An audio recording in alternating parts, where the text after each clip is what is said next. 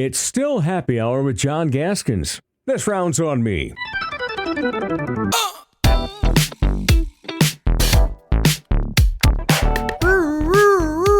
It's a red alert. It's a special emergency regrouping of the three-man weave Timberwolves Talk crew because, damn it, that was as exciting, amazing, and as Mr. Sunshine, Chris Johnson over here would say, dumbest comeback finish in the history of, basketball last night. And then Charles Barkley said the same thing, the dumb part, right after the Knicks beat the Spurs in an all-timer at Madison Square Garden. So why not bring back the crew to wrap our brains around that? Karl-Anthony Towns in this series, and maybe where the Wolves are headed with their roster to, maybe actually reach the finals sometime in our lives, just like the Vikings' endless, fruitless pursuit of the Super Bowl. So good to have you guys here at the old Orion Pub. Jon Oppold, co-owner of the Orion. Chris Johnson, University of Sioux Falls basketball coach. Thanks, guys. Has the boat gotten in the water yet, Chris? No chance. Oh, come on. I mean, I spend every night at either a softball diamond or a baseball diamond, as you know. Yeah. With 4 kids. So, no, the boat hasn't got I haven't even thrown a lure in the water yet. Okay. But I'm going to change that in the next week, hopefully. All right. Well, I'm rooting for you. But for now, and then I'm kind of like, when are my nights going to be free? You got these NBA Finals games. I can't miss those. Glad I didn't last night. We could talk about where we were. To be honest, 29-point comeback, greatest in NBA Finals history. That was, we can get into this topic, one of the most incredible shots to win an NBA Finals game or a huge basketball game of any consequence. Maybe we've seen in our lives with the Obi putback, or OG. Thank you. And one of the rare moments in my life now where, I get up from the couch, like one of those things that, wake up the neighborhood. We've both seen a lot of sports, especially you, coached thousands of basketball games. But I'll start with you, Chris, that 29-point comeback. As the Knicks are getting closer, 3-4 points. First time all evening I had texted you guys. In our group text, and I just said, wow, what an amazing effing game. And Chris's response was? Just how stupid the Spurs were for a 20-minute stretch, which isn't surprising. Like, people are going to be really frustrated because we look at this through the Timberwolves lens, right? Yeah. You needed to get the Spurs when they were young and dumb and doing stuff like this because they will learn from this and be better next year and have a better chance to keep the Wolves from getting there again. That's what I see when it happens. It's not surprising to me that the Knicks made a game of it, but to lose that game took, I thought, more dumb plays on the Spurs' part than great plays by the Knicks. Well, and that was kind of the way the post-game show started with Ernie and Kenny and Charles, plus Shaq and Draymond, who don't really need to be there. But anyway. Shaq mailed it in. He's not even trying anymore on that show. That's just my opinion. And then Draymond's trying too hard because that's kind of his MO. Yeah. But anyway, it leads off with Ernie saying the exact right thing. What the hell just happened? And Kenny goes right into what a great play or sequence by the Knicks on the final shot that Brunson shoots the three-pointer to win with like 4 seconds left. And when he shot that, I was kind of like, this is unusual. Wait a second. He's giving time for somebody to get the rebound and put it back in. And then it happens. And it's amazing. And Kenny was like, that's a championship play.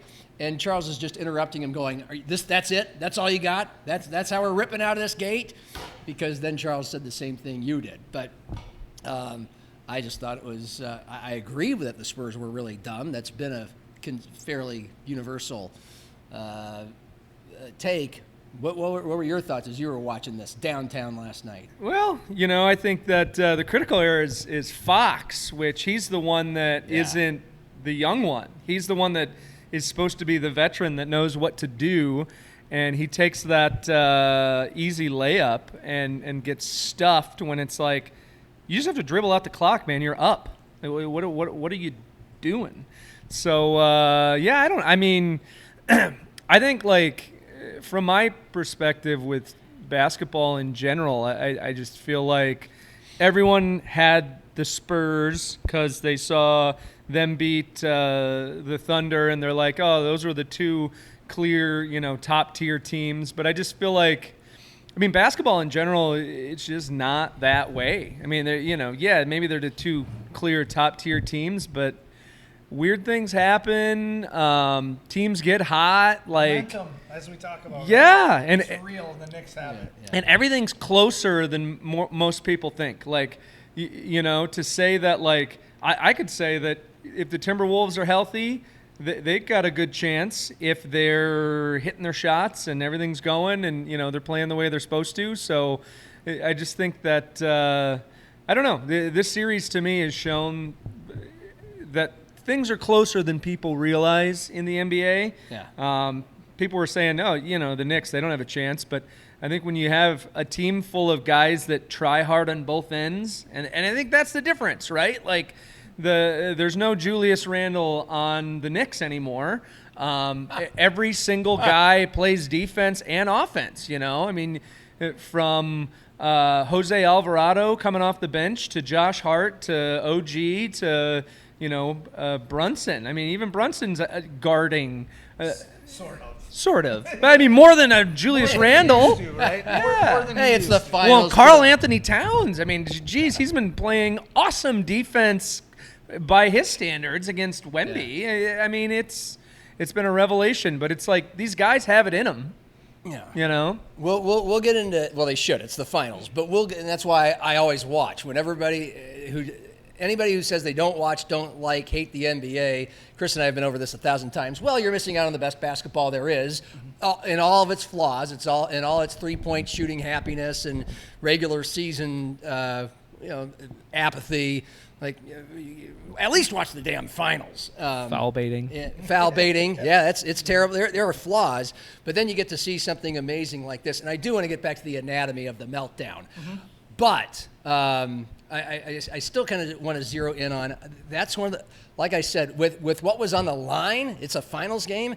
That's one of the coolest, most amazing shots or ends to a game. Just the last sequence that I think, well, I mean, you could even go back to the Fox missing the layup and shooting the layup and the block and all that before that, but that I've ever seen. And I don't know, like the first thing that came to mind was 1983 NC State, Lorenzo Charles dunking home Derek Whitmore's air ball in one of the most famous last plays, but also stories in college basketball and all of sports, because that was like the ultimate, not the ultimate, but it was mainly a Cinderella team taking down number 1 Phi Slamma Jamma.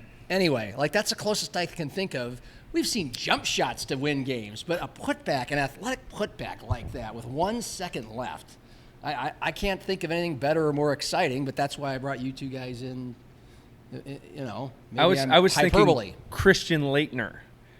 Okay. I know that's a shot, but Yeah. it seemed as improbable. I mean, Yes. you throw it cross court, he grabs it, turns around, Yeah. jacks up a goofy shot, and it goes in. Yeah. I'm That's going to be great. a massive buzzkill for you. Okay. Tips are lucky to some degree. That's fine. I don't care if they're lucky. And so, like, he gets it, and he kind of just swats at it. Yeah. And it goes in. Like, Yeah. that doesn't take skill. So, but it took the wherewithal to, again, De'Aaron Fox goes to double a guy at 35 feet for no reason. Like, I could pick out 9 plays with Fox in the second half. Yeah. I don't know if him and Brendan Sorsby have the same agent or what, but that's what it looked like. Yeah. And I know that's not fair, and that's not the case. And I would cut De'Aaron Fox more slack if I didn't hear his post-game interview where he was like, yeah, I went for a layup. Why wouldn't I? Like, he just wouldn't own it at all. Yeah. But that tip, like, OG was smart enough to go. Josh Hart would have went. I'm not sure Cat would have went. I don't know if Brunson, if he doesn't have the ball, goes to the glass like that. But those dirty work guys, that's just natural for them to go. And it was a heck of a play, but it wasn't, it wasn't Marcus Page for North Carolina tying up Villanova with the double clutch 3, and then Villanova hitting a 35-footer. Well, 3 seconds later to win the game, that kind of a That was deal. the second finals/March Madness or Final Four shot it wasn't quite, it was 1 second, but basically buzzer beater to win. That again, that was still, 35 feet, that's a harder shot to hit technically. I'm just talking about from pure visceral reactive jaw drop, like awesome. Holy bleep. I just can't think of too many more moments in sports at the end of a game with a championship on the line where that something like that exciting happened. But it's funny. We all have recency bias. And you talk about Cat. Speaking of Cat, So he did something like this. Game 7 against the Nuggets. His last, I think, run on the Wolves, where there was like 30 seconds left, and he had a tip dunk. Game was on the line. Game 7. So that's kind of the thing, though, right? I mean, this is why teams win is you have guys committed for the whole game, So somebody misses a shot, you got rim runners, you got people going hard right at the last second after they played all game. I mean, I think to me that was the thing the Wolves were missing in their series against the Spurs, just like the effort. Yeah. And some of it was injury, but some of it was just like Randall loafing. Yeah. I think that's what you need. I mean, that's what you're seeing. If you're going to beat a really good, talented young team, you got to match their energy. Yeah. Okay, Chris, back to the stupidity of the Spurs. I think it's been well noted, Charles noted it. They're up by 25, 28 points. They're taking 8 threes in a row at one point. They're not really slowing things down, milking the shot clock. One knock that I don't know if you agree with is Wemby wasn't getting enough rest, and he was petered out by the end of the game. Yes, you're a coach, so how much of this is on Mitch Johnson? So he absolutely played Wemby too much, and I have made that mistake more than once. Yeah. So I haven't even learned from it. Because you want that game. You have to have that game. You have to get it to 2-2 to win this, to have a chance to win the series, in my opinion. Yeah. And so your best player, you don't want to take him off the floor even when you're up by 30. It's hard. Yeah. Especially when you're a new head coach who hasn't been burned by that yet. I mean, I totally have sympathy for him. 29, I know, 15, but I'm Yeah, okay. But we're in South Dakota talking about this man's decision. Yes. In a bar. Yes. On the next day at 2:00. Yes. He knows that without but consciously, everything he does is nitpicked. Yeah. To a level that none of us can understand. Probably. Right? And so that part I totally understand. Yeah. The 8 threes in a row, none of them were bad shots. Oh. And they were going in before. Yeah, they were. And so that is revisionist history, one way or the other. 14 to 26 first half, 3 of 17. Let's say they go 3 for 8 right there. Game's over. Yeah. And so I do understand that. My issue is when you're at number 6 and they haven't gone, there's no reason to take 7 and 8. Yeah. It isn't the first couple. It isn't, we can only take layups. They did need to slow it down. They also, it's the NBA. They had their massive run, and it wasn't built on great play. It was built on great shooting. And those never last as long as the ones that are built on great play. Yeah, law of averages. Yeah, and so I wasn't shocked that it became a game. I was shocked that somehow you can't find a way to win when you're up 29. Yeah, okay. Yeah. I guess, was it more – because Charles is right. The other team has to participate in a 29-point comeback. But do you still think this was more Knicks' amazing comeback or Spurs screwing the pooch? I mean, I think it has to be a little bit of both. Yeah. You know what I mean? I mean, that's the way it goes. I think it's no offense, John. I know you get all pissy when I say these things, but it's I can't wait to hear what's coming. Those are media narratives, right? Yes, of course. Yeah. It's fun. It's a fun topic. Did they lose or did the other team win? Yeah. It's like both. Yes. Yes. Both. We all know you know what I mean? Yes, and here's my response. We all know it was both. What was it more of? That's more fun. How do we want to spin it? Yeah. I would say it's I don't know if it's more of it either. Yeah. 28 points, that's a colossal choke job. Yeah. But coming back from 28 points is a colossal comeback. I mean, I don't think it can be. Who are you rooting for? Right. Yeah. Exactly. And There you go. The lens you're going to watch it. That's the difference. Yeah. Right. So I think it's so much of both. I mean, it reminded me of. I mean, people are sharing memes online of, hey, there's Spurs New Jerseys, and it's got a Falcons logo on it. That's what it reminded me of, great. you know? Yes, yeah. So, it was something else. And in the, by the way, I don't know where you guys were or who you were with. Those are always fun little stories. I'll be honest. I watched most of the first quarter. It's like 41-20 after one, and I'm just kind of like, okay, well, I'm turning the sound off. I'm going to listen to something else. My entire attention's not going to be on this anymore. And then My husband got home late, wanted to eat dinner, and has no care at all in this NBA Finals game. But it's halftime, and I'm kind of like, well, in most cases I would be a little, can we eat this while we watch the game? But I was kind of like, I'm not missing anything. And if they come back, okay, well then we'll be done by the time. And I got done when I got done, it was like 9. I'm like, oh, okay, well.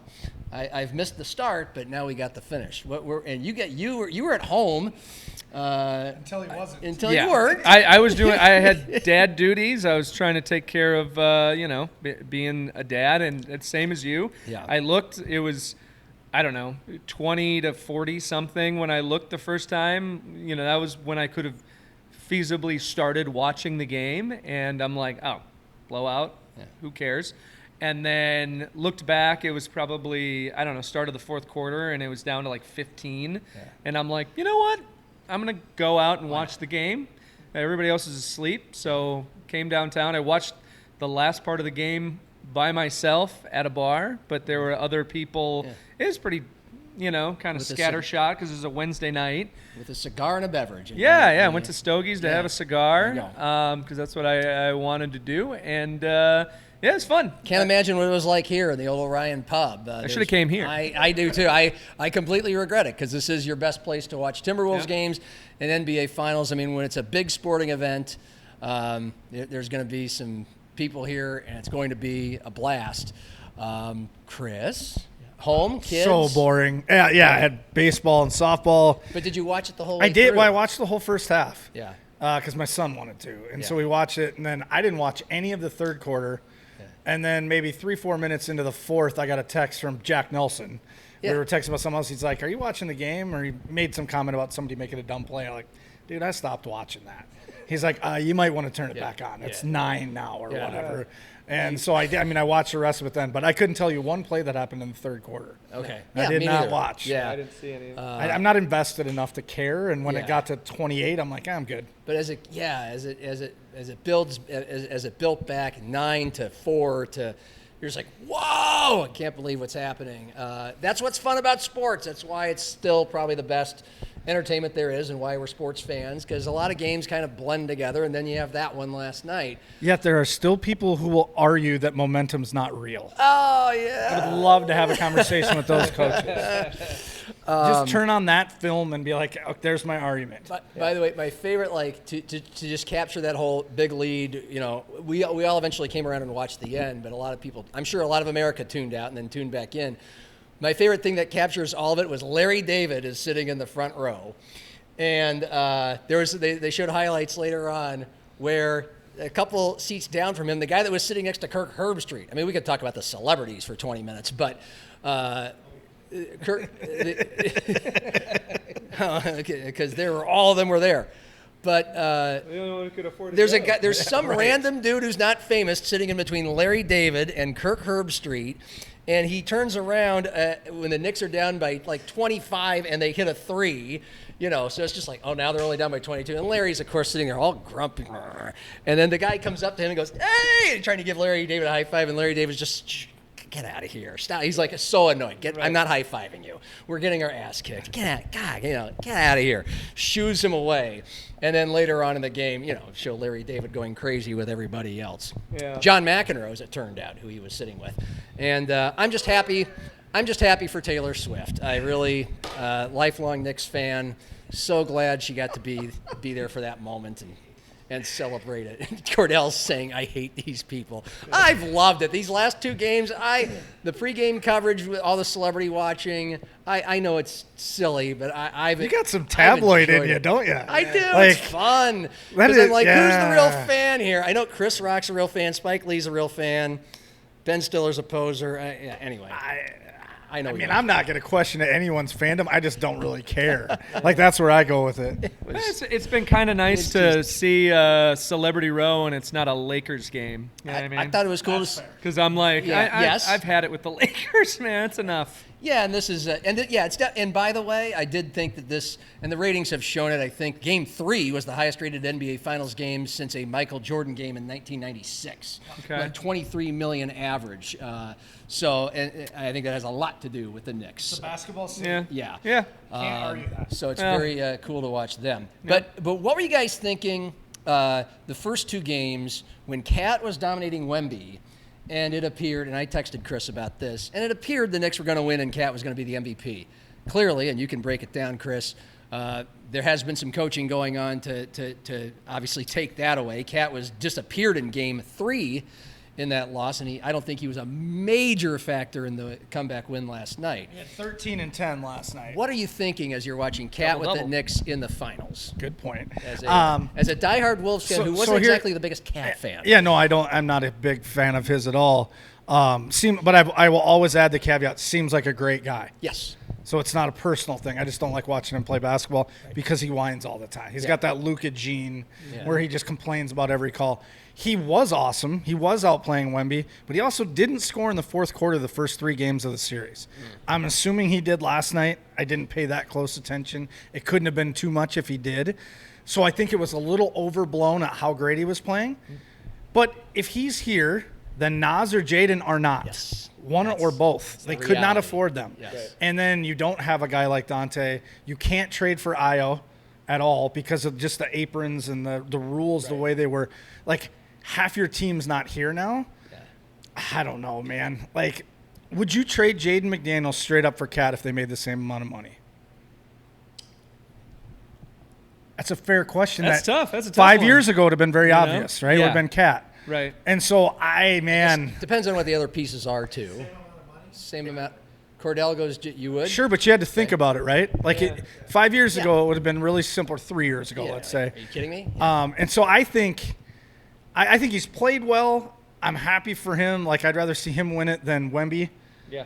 Wemby's cheap, dirty, whatever words you want to use. Like, I'm over him. And he's getting away with it. Yes. Damn NBA. Yeah, Let him I mean, get he away sh- with it. he should should have be been suspended for already. the elbow, man. I Yeah. said it. And then he did it again Game 3, and he did it again last night. Like, he's cheap. So it's easy to root for Cat, I guess is what I'm saying, which anyone who knows me is going, yeah, right, because I'm not a fan. I said we were having this exact discussion. I was with Zimmer 2 days ago, and I mentioned you, and he's just like interrupted me. He's like, I don't need to hear Chris's opinion. He hates Cat. So, Right. Yeah. Well, yeah, I mean, I didn't like him. But I also think he's played well, and the guys around him have played better than the guys around Ant have played. Yeah, well, no kidding. Period. Well, and you're letting reality get in the way. It's nice to go into this. It's nice. Media stuff It's nice. It's nice to immediately. What's the narrative?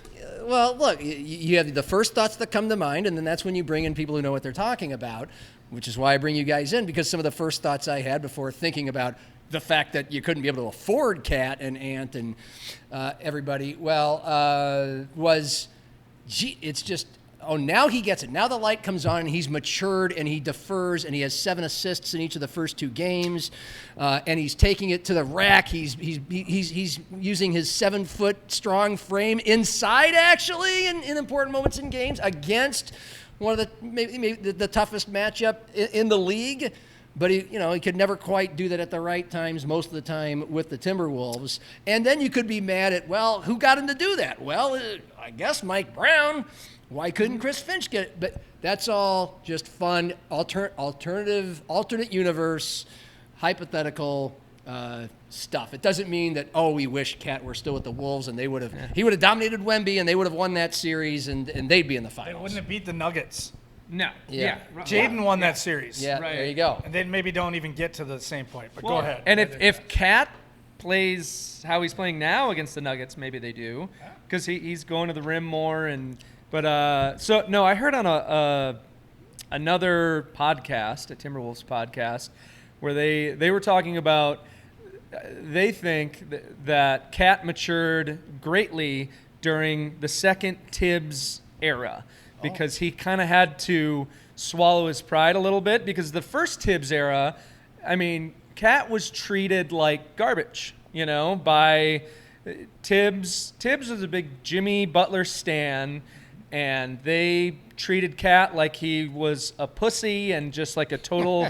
At 22 years At old. 22 years old, face of the franchise, they treated him like garbage. It was something that was awful. You shouldn't do that. You know, it's definitely not a Chris Finch-esque way of managing egos. The famous Jimmy Butler MF practice. Yes. Yeah. And Tibbs was all Jimmy Butler, and that blew up in his face, and it was malpractice, I say. Ooh. But anyway, Cat was traded back to that coach, and he swallowed his pride, and he's kind of like figured out a way to fit in. I think one reason why the Knicks can do what they do as well was Brunson.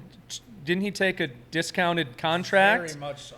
To kind of have this run and look what happened. Like $100 million less than he could have made. Okay, Yeah. 13. Over the long What I heard was $13 million a year. Right, Yeah. over, Yeah. So maybe yeah. not 100. But still, $13 million that's- a year. $13 million is Io or Dante DiVincenzo, Right. or another good player, or Yeah. 2 rookies. Wow. Here's one thing I want to add that when you bring up the MF practice, this is the greatest part. This is why I root for Cat right now. Andrew Wiggins has a ring already from Golden State. Yeah. If Cat can get one now, Jimmy's never winning one. No.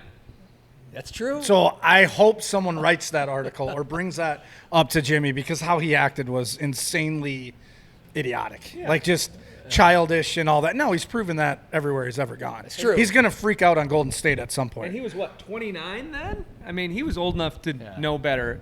The thing about Jimmy Butler is he's always wanted to be Michael Jordan when it's like, dude, you're not even Scotty. You know? So he could be and everybody's like, oh, playoff Jimmy Butler. And I'm like, yeah, I get it. He had that one year where they went to the finals. But, I mean, other than that, I don't know. Wasn't that in the bubble, too, on top of it? I think so. Yeah. Yeah. The asterisk gear, yes. Yeah. We'll land the plane here with the Wolves now, because the other two very simple reasons why they didn't win that series with the Spurs: they were unhealthy. You didn't have Dante. Ant's playing at about 50%. Nas was hurt a little bit, right? Mm-hmm. The shoulder. Io time. was a little banged up. I mean, they all get banged up this late in the season. Hardly anybody's playing at 100%, but that was more of a mass unit than most. And then, of course, it was just the play of Julius Randle, which plenty of great adjectives could be used. The guy that was in the trade with or for Cat. But now, I mean, we kind of went through this when they lost, but now we've seen what it takes to get to the finals. The Knicks are on the precipice of winning them.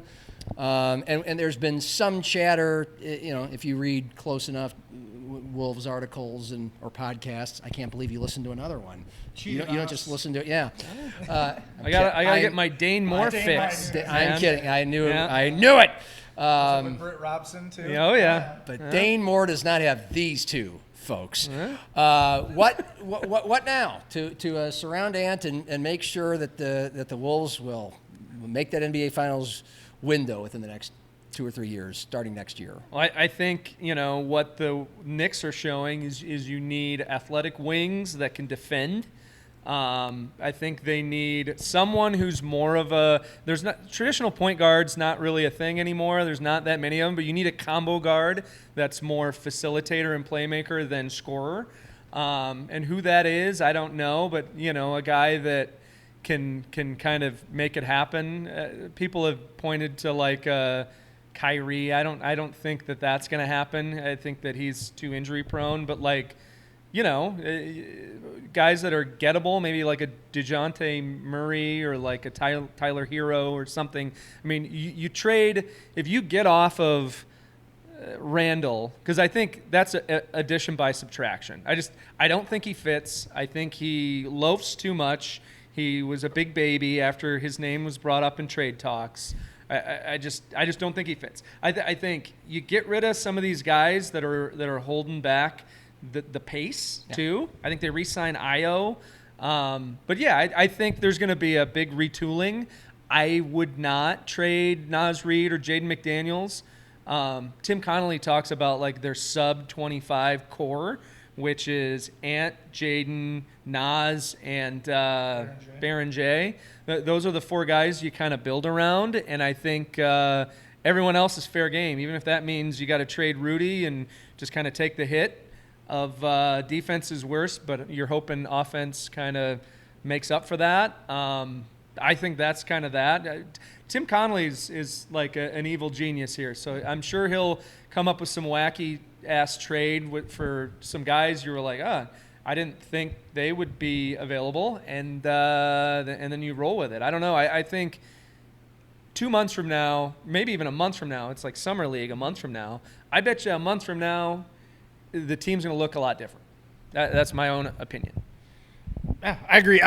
Here's what I think. I think Naz Reid has to be your starting 4. Yep. And after that, everything's fair game. Because, and I mean, including Jaden and Ant. I think they need a point guard. I am getting closer and closer to being okay with John Morant. I really am. Wow. And anyone who knows me, again, would think that's crazy. Yeah. But here's why. You cannot have the ball in Ant's hands all the time. For this reason, you can't play fast because he doesn't want to. Right. He talks about it. It's very easy when you watch. He does not want to play with pace, so you have to get the ball out of his hands some. Mm-hmm. And maybe DeJounte Murray can do it, but he's coming off a couple pretty big injuries. He's right around that 30 years old. It's a little bit scary. I don't know who it is, but I also know I don't think it's going to be Kyrie for this reason. You've heard all this smoke on Twitter and everywhere else here the last 3 days. When they traded for Rudy and when they traded Cat, did you ever hear a thing before it came out? No. Tim Connolly doesn't talk to people about what's going on, and they run a pretty tight ship. Yeah. So I agree with you. It's going to be somebody Out of left that field. we're not really thinking of, or just that it won't be this constant clamoring for, hey, I think it's going to be this guy. And you don't hear about them and Ja anymore, and it's a really easy trade to include Julius Randle in that deal. Now, it's still going to cost you more than him because Julius tanked his worth in the playoffs probably.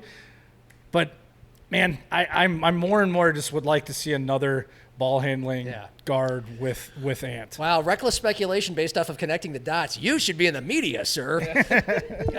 No, but Coming for your job as soon as they fired me. But that makes a lot of sense. It does make a lot of sense. All right, so our Knicks, I think most people would think, I'm guessing or predicting, I haven't heard predictions, but Spurs will come back and win Game 5. They'll have a spirited effort, home crowd, and then Knicks finish them in Game 6. Do you guys think that will happen? Or do you have a surprise? Do we have a surprise up our sleeves?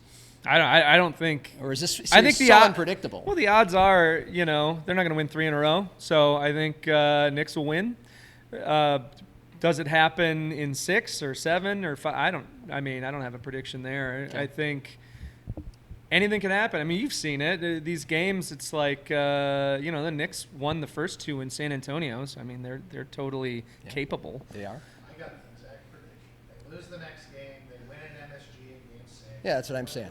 Yeah. Sure, Home game wins. Desperate Spurs, Knicks finish off. But would it surprise you at all if the Spurs, being as immature as they've been and as young as they acted last night, come back home and can't get out of their own way? Maybe. In such a big game? It would not shock me at all. No. Now, I am a little bit of a conspiracy theorist when it comes to the NBA with who wins the lottery and all. Who do you think's going to be the head referee in that game? The extender. Scott. I was going to say they're going to bring Scott Foster in, and they're going to make sure that it gets back to to Madison Square Garden somehow. Yeah. Have they said that on the Dane Moore podcast yet? I bet you they haven't. No, they have not. No, they talk about the Timberwolves. So Okay. I would talk if I were them. I would talk about the finals today, just because. My God. Well, we did. Screw them. And by the way, I don't know. I totally forgot. You got anything else? That's a great way to wrap it up. Oh, by the way, I forgot. And Cordell's like, thank God, he forgot a thought. We can get out of here. So for Chris and for John, Trent Singer, our gallery over there, video producer Cordell, right? The Orion. If you want to come on down, watch the finals. Saturday night, the Knicks could finish it all in San Antonio. And enjoy a nice cold beer. That's right. Cheers.